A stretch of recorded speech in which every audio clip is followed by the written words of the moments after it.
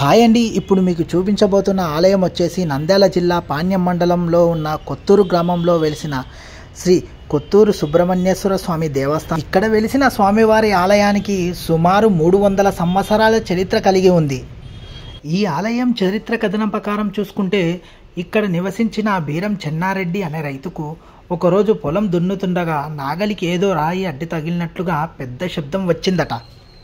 కాసేపటికి ఆ రైతుకి చూపు పోవడంతో చుట్టుపక్కల రైతులు వచ్చి నాగలిని వెనక్కి లాగి భూమిలో ఏముందని చూస్తే 12 శిరస్సులతో ఉన్న నాగేంద్రుడి విగ్రహం బయటపడిందట.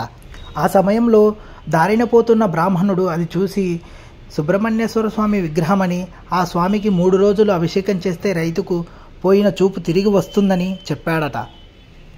అప్పుడు గ్రామ ప్రజలు స్వామివారికి అభిషేకం చేయడం వలన చెన్నారెడ్డికి చూపు తిరిగి వచ్చిందట.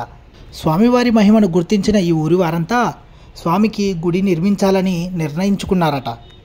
చెన్నారెడ్డికి స్వామి కలలో కనిపించి రాత్రి ఆలయాన్ని నిర్మాణాన్ని మొదలుపెట్టి తెల్లవారుజామున కోడి కూతకు ముందు ముగించాలంటూ ఆజ్ఞాపించాడట. దాంతో ఊరి వాళ్ళంతా స్వామి విగ్రహాన్ని అలాగే నేలపై ఉంచి నిర్మాణం ప్రారంభించి కోడి కూతకు ముందు కేవలం గర్భగుడి చుట్టుగోడ మాత్రమే పూర్తయిందట. అప్పటి నుంచి గర్భగుడిని అలాగే వదిలేశారట. అందుకే ఇక్కడ గర్భగుడికి పైకప్పు ఉండదు.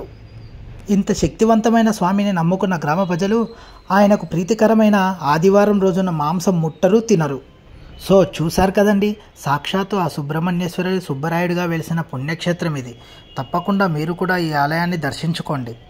మరిన్ని ఇలాంటి వీడియోల కోసం మన ఛానల్ని లైక్ చేసి సబ్స్క్రైబ్ చేసుకొని బెల్ ఐకాన్ ఆల్ అని పెట్టుకోవడం మాత్రం మర్చిపోకండి.